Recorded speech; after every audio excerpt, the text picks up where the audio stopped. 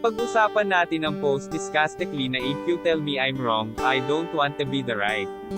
Kanino kaya niya ito pinaririnig? Kay Zineb ba o kay Honcho?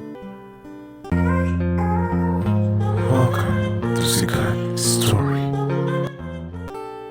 Pag-usapan natin ang post disgustingly na if you tell me I'm wrong, I don't want to be the right. Kanino kaya niya ito pinaririnig?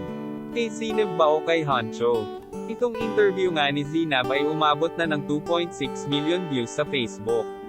Ang mga tanong dito ay tungkol sa dating karelasyon niya kay Skastekli.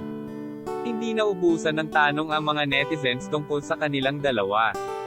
Lalo na at lumalaki na si Bia. Ang tanong ng isang netizens kung anong feeling ang nangyari sa kanya. Isang bangungot daw ang kanyang naranasan. At isa sa madilim na pangyayari na ayaw na niyang maulit-ulit. Mapapansin na hindi tumutigil sa post si Skastekli dahil siguro ay marami pa siyang naririnig sa mga netizens. Basahin natin ang comment ng iba pang netizens sa interview ni Zineb dito. Madali lang naman sabihin na bigyan ng pagkakataon yung tatay sa bata. Lalo na kung tayo wala sa sitwasyon niya, maiintindihan natin dito. Iba ang nakaranas ng trauma kagaya kay Zineb. Bakit sa ngayon hirap siya bigyan ng chance yung tatay ng anak niya? Naniniwala kasi ako na dadating yung time na kusa mawawala yung sama ng loob kapag fully healed ka na talaga. Wala naman ina na ipagdadamot yung para sa bata. Kasi deserve talaga ng kahit sino bata magkaroon ng nanay at tatay. Pwera na lang kung hindi matino pag-iisip, posible pa yon ang gumawa. Yan din sinabi mo nung una, pangalawa kayo naghiwalay.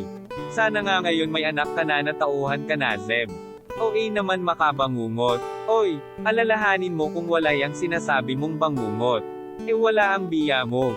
Nakakalungkot lang kasi kailangan mo pa magsalita ng masasakit Minahal mo naman.